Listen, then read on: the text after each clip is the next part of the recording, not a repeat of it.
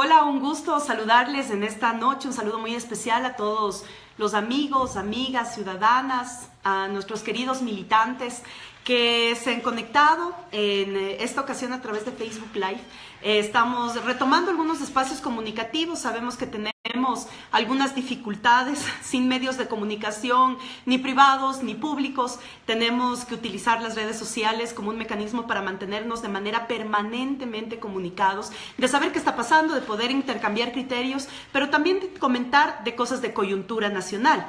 Mucho más ahora que estamos atravesando momentos muy complejos como país, muy complejos como proyecto político. Ya hemos debatido y conversado en muchos espacios sobre lo que pasó con el gobierno, lo que pasó con el partido, pero hay cosas que realmente nos preocupan y que nos preocupan porque además es un formato que se está implementando en América Latina, es un formato que nosotros ya lo veníamos venir hace algunos años atrás, cuando nuestro compañero Rafael Correa dijo hace un par de años atrás que la restauración conservadora se venía con la utilización de métodos no tradicionales. Él incluso llegó a calificar en un momento como el nuevo plan Cóndor, y esto ahora se ve reflejado a través de la judicialización de la política o lawfare. Eso es lo que queremos conversar en esta noche, especialmente con ustedes, porque estamos oyendo recurrentemente en algunos espacios, en medios de comunicación, en espacios políticos, con la ciudadanía, sobre la judicialización de la política, y muchas veces no todos comprendemos cuál es el verdadero aspecto de la judicialización o en qué se basa el tema de la judicialización de la política. Entonces queremos hacer un contexto regional, un contexto del país, y obviamente que eso pueda servir como insumos para el debate ciudadano, para el debate militante, para el debate desde nuestros hogares. Yo siempre digo, la mejor forma de hacer política también es hablar de una política de transparencia, de la decencia, de los principios, de la lealtad al interior de nuestra familia, y que eso pueda replicarse a nivel de la comunidad, del barrio, de la parroquia, del cantón, de la provincia. En definitiva, va a ser la forma en la que construyamos un nuevo tejido social para la defensa de nuestra querida revolución. Pero bueno, yendo ya al tema de la judicialización de la política, ¿por qué nosotros decimos que es un formato regional?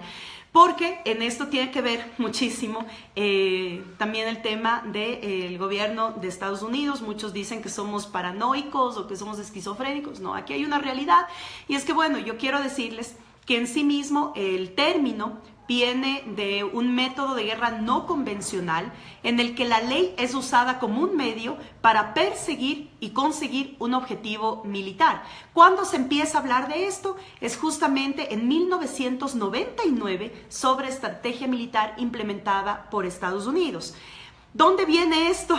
Por medio, por ejemplo, de una de las agencias que antes de la Revolución Ciudadana tenía muchísima incidencia aquí en el Ecuador, especialmente en gobiernos autónomos descentralizados y organizaciones sociales, como es la USAID. La USAID es uno de los principales proveedores de asesoría para la reforma de los aparatos jurídicos en América Latina, y el Departamento de Justicia estadounidense ha estrechado los lazos con los aparatos judiciales de la región, basándose en la supuesta lucha anticorrupción. Aquí ya vamos a ir entrando en el tema, y ustedes van a ver que muchas de las cosas que yo les comento son cosas que van recurrentemente y que las estamos escuchando en el día a día a través de los medios de comunicación.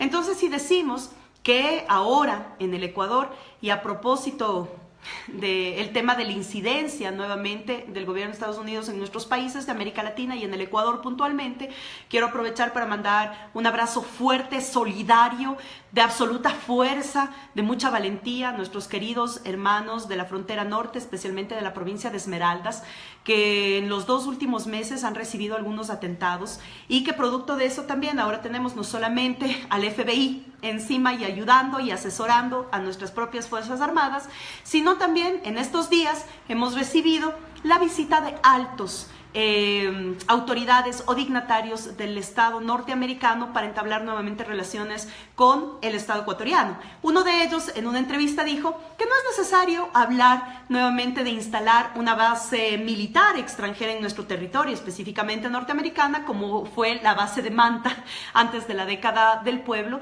pero que ahora ya no hace falta la instalación de una base militar, pero que sí están absolutamente dispuestos a seguir estrechando los lazos con el gobierno gobierno ecuatoriano para colaborar en todo lo que tiene que ver con seguridad del Estado. Así que tenemos que estar muy pilas también a propósito de esto. Y un saludo muy especial, y aquí quiero decirles, porque todos los que estamos en redes sociales nos enteramos que la semana pasada, para la madrugada del viernes, fueron detenidos en la provincia de Esmeraldas 2 de nuestros compañeros, Miris Quiñones y Luis Mejía, justamente en una acción que se emprendió para exigir la libertad del compañero Jorge Glass. Fueron detenidos en Esmeraldas esa madrugada y fueron privados de su libertad durante 5 días. La mañana de hoy, tanto Miri Quiñones como Luis Mejía han salido, han recuperado su libertad. Y quiero decirle a nuestra querida Miris, que además es una compañera de las juventudes de la revolución, que es un ejemplo de valentía, de firmeza, porque lo ha dicho con absoluta claridad, que nada de esto la amilana ni que va a bajar para nada las fuerzas que tiene de seguir luchando por un proceso revolucionario y un proceso de justicia social. Así que qué bueno por nuestra compañera Miri y por Luis, que han recobrado esta mañana su libertad después de ser apresados. Ahí está lo que tanto decía al inicio del gobierno, del actual gobierno del presidente Moreno, que se respiran aires de libertad. Parece que esos aires de libertad solo son para las cámaras de comercio, el poder económico, la banca privada, los grupos de derecha, los grupos conservadores del país, porque para el pueblo que está ahora expresándose en las calles, en las plazas, en los plantones, en las paredes, como mecanismo de comunicación popular, hoy están siendo vulnerados en sus derechos de libertad de expresión y de organización también. Pero bueno, regresemos entonces al tema de judicialización de la política. Entonces sí decimos que esto ya era uno de los términos utilizados como estrategia militar, que fue diseñada en 1999 a través de las estrategias militares de Estados Unidos. Esto lo vemos ahora cómo se implementa en América Latina. ¿Qué es en sí mismo el lawfare? Es el uso indebido de instrumentos jurídicos para fines de persecución política, destrucción de imagen pública e inhabilitación de un adversario político. Estoy leyendo textualmente para saber exactamente qué significa la judicialización de la política. Combina acciones aparentemente legales con la amplia cobertura de prensa para presionar al acusado y a su entorno, incluidos familiares cercanos, de forma tal que éste sea más vulnerable a las acusaciones sin prueba. El objetivo, lograr que pierda apoyo popular para que no disponga de capacidad de reacción. Cualquier parecido, pura coincidencia, podremos decir.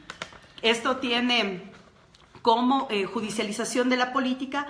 Hay 3 dinámicas que tenemos que tomarlas en cuenta. Una de ellas es el tiempo político. ¿Qué quiere decir el tiempo político? Esto implica que el caso judicial utilizado como arma se hace público en momentos de alto costo político para la persona o el grupo que son desprestigiados. Esto tiene que ver de manera directa con la reorganización del poder judicial. Las élites, con el control del aparato del Estado, colocan en espacios claves o técnicos abogados, jueces, fiscales, vinculados al poder de turno para atacar al adversario político y o prevenir situaciones hostiles que puedan provenir de este. Entonces ya tenemos tiempo político, anclado un aparato de justicia reorganizado. Ante esto, también el doble rasero de la ley, si bien puede salir a la luz varios casos de corrupción, se elige seguir de cerca a unos, invisibilizando o desestimando otros, es decir, los que les conviene. Y el tercer factor fundamental, los medios de comunicación masivos y concentrados. Tanta lucha que nos ha costado realmente la democratización de los medios de comunicación como forma de facilitar una información más objetiva, mucho más certera para que el ciudadano siempre tenga la información adecuada para tomar las mejores decisiones. Resulta que los medios de comunicación, nuevamente y especialmente los privados y los públicos que ahora actúan como privados, estos medios de comunicación vuelvan a una lógica de generar un entorno mediático que ayuda a esa sospecha o a esos casos judicializados de corrupción o de irregularidad del sector público.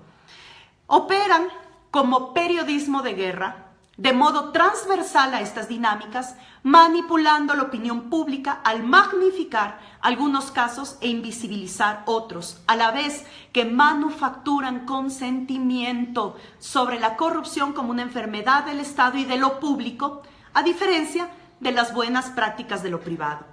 Ustedes han escuchado todos los días, y en los medios de comunicación y en el espacio de entrevistas y de opinión, ustedes van a escuchar todos los días cómo hay alguien que siempre sale a decir, no, y todos los canales, ustedes cambian los canales, todos los canales están concertados, el mismo discurso de desprestigio, de deslegitimación a un proceso político como el de la revolución, e incorporando a quienes colaboraron en este proceso político ya en actos de judicialización previa.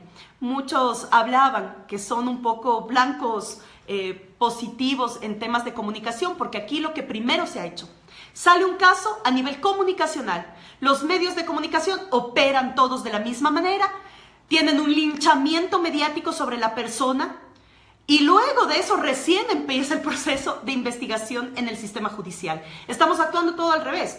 Entonces ya es más fácil cuando la persona ha perdido su honra, ha perdido la credibilidad, es mucho más fácil caer con el sistema judicial, porque además inmoviliza a esa ciudadanía que podría reaccionar sobre esos actos de linchamiento mediático sobre ciertos personajes. Pero nadie ha escuchado y no hemos visto en los medios de comunicación, ojalá este sea un llamado también a los medios de comunicación públicos y privados, para que en el mismo nivel donde se ponen los temas públicos, se ponga también los temas privados. Hace meses atrás en la Asamblea Nacional conocimos por parte del Servicio de Rentas Internas datos oficiales donde los 200 grupos económicos con mayor poder en el país debían al fisco, es decir, a los recursos y al dinero de todos los ecuatorianos, más de 2.400 millones de dólares. A propósito de eso, en la Asamblea Nacional, el periodo anterior, aprobamos incluso también una resolución para apoyar al Servicio de Rentas Internas y dar mayor presión para que lo privado también pueda rendir cuentas a la ciudadanía, al pueblo, a la población. Limpiar la corrupción de lo privado también tiene que ser una tarea permanente. Pero ahora con susto, hemos visto como el ex ministro de Finanzas, está haciendo ahora vocería pública en algunos medios, ha dicho que tienen absolutamente identificados a los actores privados que le deben al fisco. Tienen absolutamente identificados quién debe al fisco, es decir, quién evade impuestos. Pero lo que ha dicho es que la presión política por defenderles es tan alta que nadie ha hecho nada sobre estas personas que de lo privado también están infringiendo la ley, la normativa y que se convierte en un delito. Por lo tanto, aquí no podemos perdernos y por eso es que nosotros hemos dicho cuando hablamos del tema de la corrupción. La corrupción debe tener una lucha implacable, sea contra quien sea público, sea privado o sea de la ciudadanía. Aquí tenemos que hacer todos un llamado de atención, porque la corrupción es un mal que está en la sociedad. Yo siempre pongo un ejemplo que aunque nos parezca simple o sencillo, es lo que nos pasa todos los días. ¿Qué pasa con un ciudadano que está manejando, se pasa el semáforo rojo, a la media cuadra le para el policía, y el policía le va a poner la multa por haber infringido la ley y pasarse un semáforo rojo y poner en riesgo incluso vida humana? Resulta que cuando se acerca el policía a darle la infracción, el ciudadano le dice, no, jefe, mejor tome para unas colitas. Y el policía le coge y por no darle la infracción, cae en una coima o cae en un acto de corrupción. Eso es lo que pasa todos los días, es lo que pasa diariamente. Eso es lo que pasa en el sistema público, con pésimos funcionarios, con gente que no se interesa por el manejo de lo público, con gente que no se interesa por el proyecto político, menos aún, y hacen quedar tan mal al sistema público. Esos tienen que ser combatidos y tenemos que ser capaces de denunciar cada acto de corrupción y de coima de un funcionario que esté en la ventanilla o en un cargo dirigencial, pero también del sector privado. Entonces, esto es un llamado para poner las cosas en su debido momento y en su preciso momento. Entonces, ¿cómo opera la judicialización de la política? Lo hemos visto. Recordemos, es una estrategia de guerra que tiene 3 momentos: el tiempo político, es decir, el mejor momento para desprestigiar al adversario político, esto acompañado de un sistema de justicia totalmente cooptado por el poder de turno, y los medios de comunicación que actúan justamente con un periodismo de guerra, profundizando obviamente la expectativa o lo que se puede generar en la manipulación de la ciudadanía. ¿Qué es lo que tenemos en América Latina ya basado en estos tres casos? Y ustedes, voy a ir nombrando cada caso y ustedes van a recordar lo que hemos escuchado en los medios de comunicación sobre estos personajes. Dilma Rousseff en Brasil. Golpe parlamentario. El Parlamento le acusó a Dilma Rousseff de haber estado metida en casos de corrupción, especialmente cuando saltaron todos los temas de Odebrecht. Le destituyeron con un golpe parlamentario, dejó de ser presidenta y un año después el sistema de justicia, que no pudo comprobar que Dilma Rousseff tenía nada que ver en los actos que habían sido impugnados, pues tuvieron que pedirle disculpas, pero ya pasó, dejó de ser presidenta, fue una perseguida política con un linchamiento mediático brutal, pero sin embargo el sistema de justicia se equivocó. Lula da Silva, quien es además quien tiene en este momento la preferencia electoral para la presidencia de Brasil, lo cual nos enorgullece porque es uno de los grandes de América Latina. Lula da Silva está siendo investigado, han querido montarle una cantidad de juicios y de patrañas políticas, pues no lo han conseguido. La mayoría del pueblo brasileño reconoce en Lula da Silva la talla de un dirigente continental, por lo tanto sigue en su caravana por todo el país, una caravana maravillosa, una caravana cultural, una caravana de la alegría, convocando al levantamiento del pueblo brasileño basado en principios, basado en sueños de desarrollo por justicia social, y es por eso que lo quieren atacar. Cristina Fernández de Kirchner, Argentina. Y ustedes recordarán, hace 2 años, cuando estábamos en la Asamblea, yo era presidenta de la Asamblea Nacional, tomamos la decisión de darle la condecoración Manuela Sáenz a Cristina Fernández de Kirchner, porque obviamente es una de las mujeres que dentro de la política a nivel de América Latina ha roto muchísimos esquemas y ha propuesto un proyecto progresista en Argentina. Es una de las que está atravesando muchos de los casos de judicialización de la política. Hasta ahora no le han podido comprobar nada, a pesar de que tienen varios casos abiertos en el sistema judicial. Hasta ahora no pueden comprobar absolutamente nada. Linchamiento mediático total. Aún así, logró ser electa senadora de la República de Argentina. Hoy ella es senadora, pero además encabeza la fuerza de oposición más grande en Argentina contra el gobierno neoliberal de Macri. Pepe Mujica en Uruguay, que uno diría, no, pues Pepe Mujica, con todo lo que él significa, nadie se va a atrever siquiera a toparlo. Bueno, yo recuerdo que hace algunos meses atrás tuve un paso por Uruguay, por unos temas de una invitación política, y resulta que en esos días, mientras nosotros estábamos en Uruguay, en el Senado, porque Pepe Mujica hoy es senador de la República de Uruguay, en el Senado le abrieron una comisión especial para la investigación de casos y de vinculación con actos de corrupción en diferentes contratos con empresas paraestatales. Pepe Mujica. Bueno, Evo Morales, que ahora decidió lanzarse nuevamente a la reelección de la presidencia de Bolivia, siendo quien tiene de largo las posibilidades de ganar nuevamente la presidencia de la República, empiezan también a aplicarle todo este formato de persecución, de linchamiento y de judicialización. Y llegamos al caso ecuatoriano. En el caso ecuatoriano, todo esto estalla públicamente y los medios de comunicación aprovechan, y por eso es que yo decía la importancia de saber que aquí están metidos también organismos del Estado norteamericano asesorando cuáles son las acciones judiciales y políticas a seguir en el gobierno ecuatoriano. Pues resulta que a raíz de la investigación de paraísos fiscales, que ustedes recuerdan es una lucha que le hemos emprendido desde aquí, desde este ombligo del planeta, el mundo entero, para la lucha contra los paraísos fiscales, saltó el caso de Brecht. Y en el caso de Brecht fue una de las personas directamente relacionadas, nuestro compañero, ex vicepresidente de la República, Jorge Glass, que se encuentra privado de libertad. El próximo 2 de abril cumple 6 meses privado de libertad. Privado de libertad, decimos, sin un debido proceso, rompiendo absolutamente el Estado de Derechos. Conversábamos hoy con 2 diputados chilenos que están ahora en el país y decían que cualquier abogado con un poco de objetividad se daría cuenta que es un juicio que no tiene ni pies ni cabeza para haber involucrado a Jorge Glass en este caso. Sin embargo, el 2 de abril va a cumplir 6 meses privado de su libertad.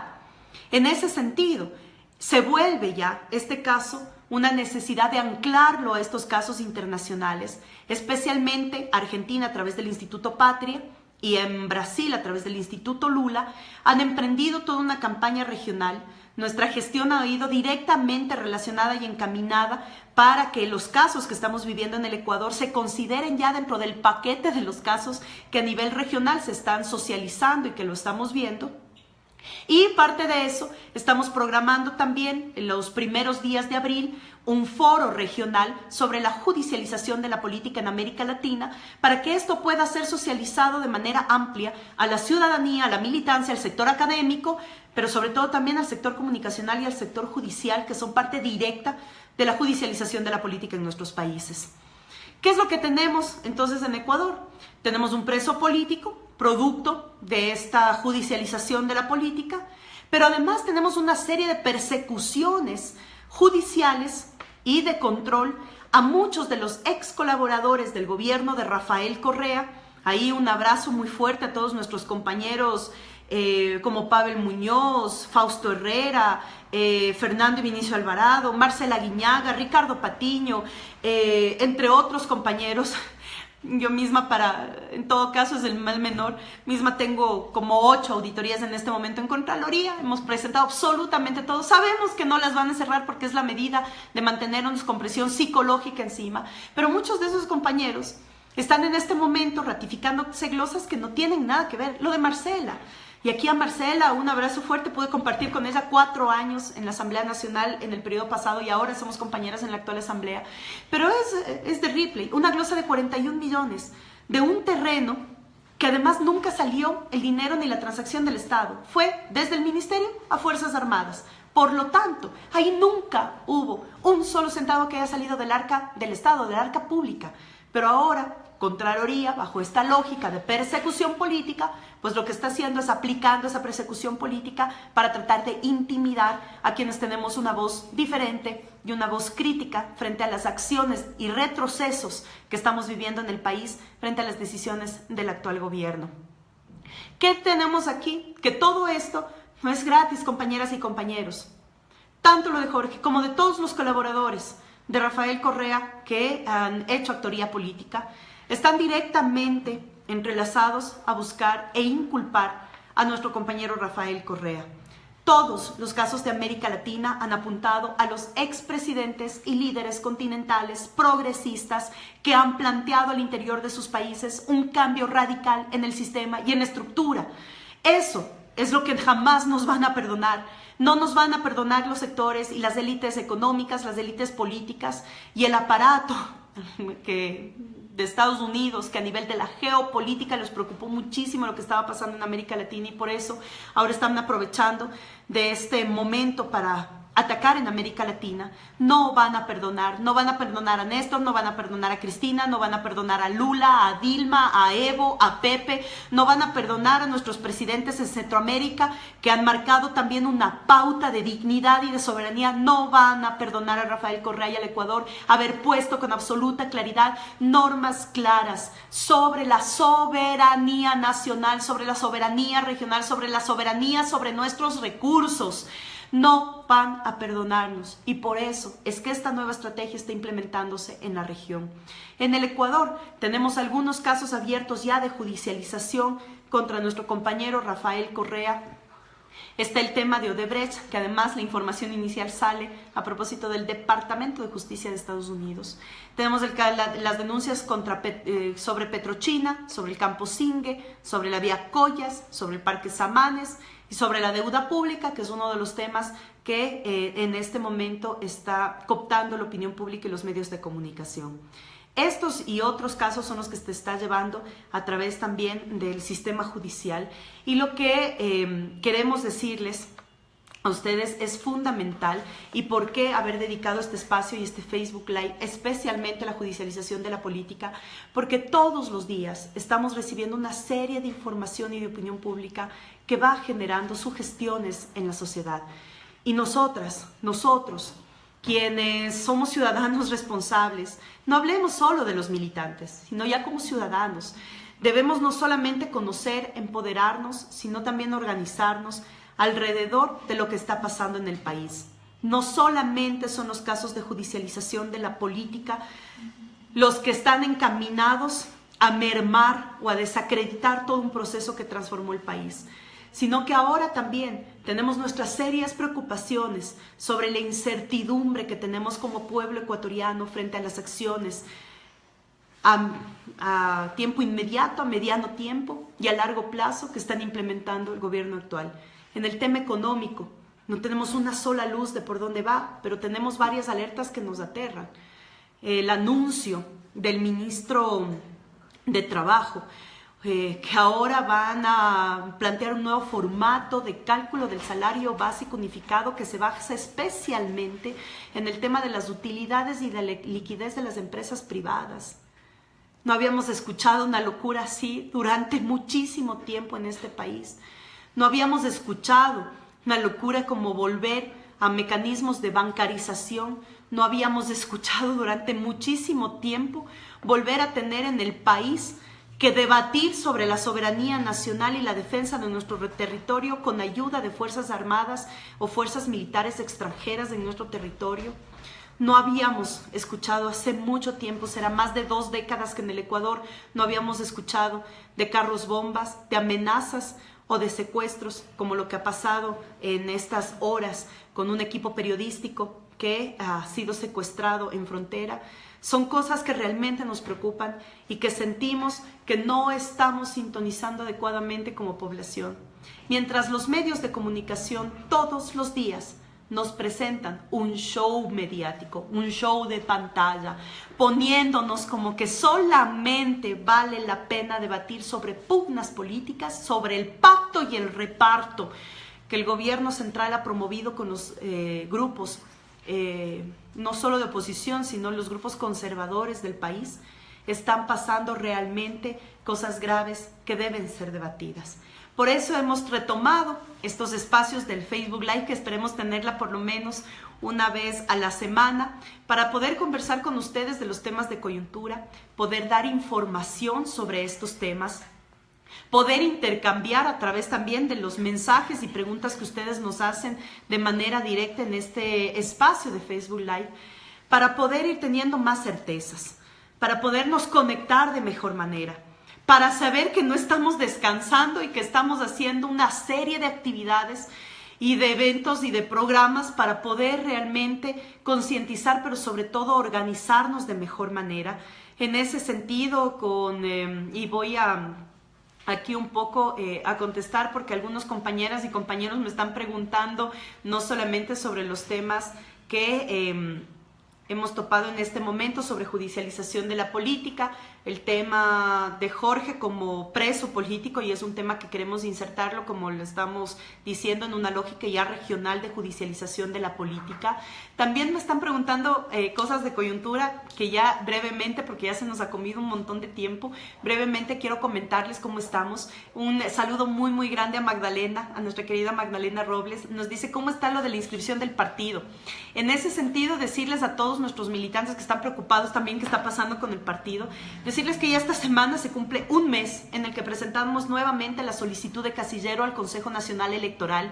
El Consejo todavía no resuelve sobre la solicitud de revolución alfarista, conforme fue la decisión de nuestra primera reunión nacional en Durán.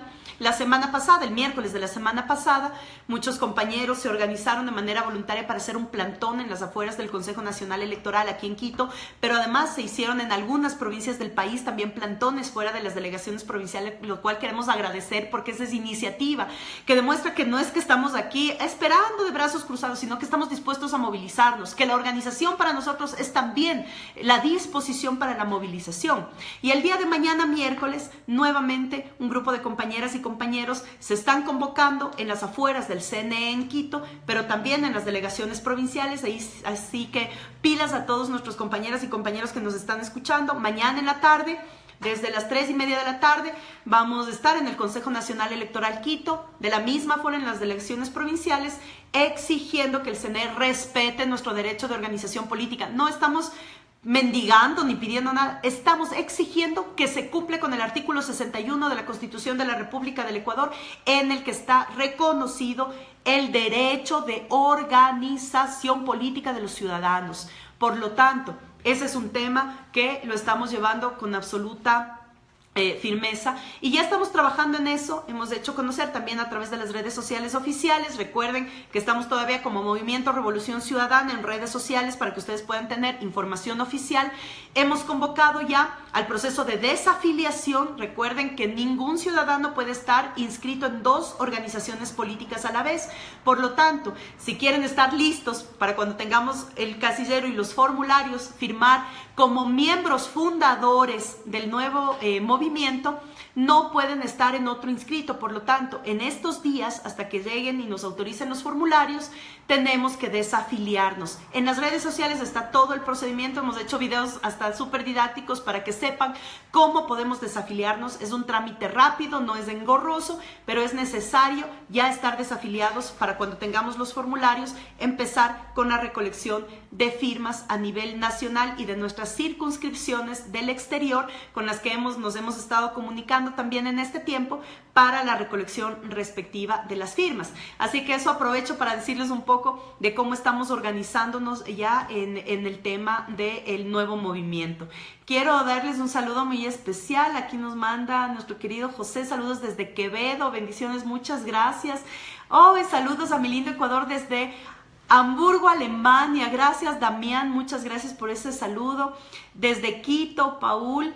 Desde New Jersey, Estados Unidos, compañero Luis López. Diana también desde Estados Unidos. Desde el Cantón Mejía, Byron, un saludo muy especial también a Mejía, aquí en la provincia de Pichincha. A Fran, saludos desde Argentina. Qué lindo. Espectacular y emocionados al máximo la agenda maravillosa que la semana anterior tuvo nuestro compañero Rafael Correa en Argentina. Qué orgullo, no solamente por los 2 honoris causa que recibió de las universidades, sino por esa gran acogida de la ciudadanía, de la militancia progresista de Argentina, eventos llenos de miles de jóvenes, de miles de argentinos y latinoamericanos. Realmente eso nos ha motivado mucho también. Rafael regresó feliz, ha mandado ahí algunos mensajes de agradecimiento, pero también eso nos compromete más, porque tanto cariño, tanto compromiso y tanta esperanza compromete más a nuestros líderes regionales a hacer una presencia política más fuerte continental, ahora que el continente se ve nuevamente vulnerado y amenazado. Así que gracias a Argentina y a toda la militancia. Saludos desde Riobamba, muchas gracias. Saludo desde Barcelona, muchas gracias. No a la judicialización de la política, libertad para Jorge Glass, nos dice nuestra compañera Jenny. Muchas gracias. Jamás nos vamos a dejar amedrentar, eso les aseguramos, y aquí estamos firmes con el apoyo y el cariño de todas y todos ustedes. Bueno, vamos cerrando este programa, este Facebook Live. Gracias por conectarse, gracias por estar pendientes. Recordemos que este espacio fue dedicado exclusivamente para el tema de la judicialización de la política. Investiguemos más, averigüemos más. En redes sociales nos pueden preguntar más sobre este fenómeno, podemos darles más datos, podemos sugerirles documentos de lectura para estar absolutamente claros de lo que está pasando en América Latina, pero también de lo que está pasando aquí en el Ecuador. Así que no nos dejemos engañar, no comamos cuento. La primera tarea militante de todo revolucionario es estar bien informados y de buscar información para no comer cuento y defender con absoluta claridad y sobre todo con principios nuestro querido proyecto de revolución. Como decía Rafael en el encuentro maravilloso en la frontera Uruguay-Brasil, donde estuvo Pepe Mujica, Dilma Rousseff, Lula da Silva y Rafael Correa, alzados de la mano los 4 en un evento convocando a la paz, al regreso de la democracia y al respeto de las luchas populares, dijeron algo que me permito decir para cerrar esto y que sea una de nuestras consignas para Ecuador y América Latina. Volveremos y seremos millones. Un abrazo fuerte a todas y todos ustedes y nos vemos la próxima semana con otro tema de coyuntura. Muchas gracias.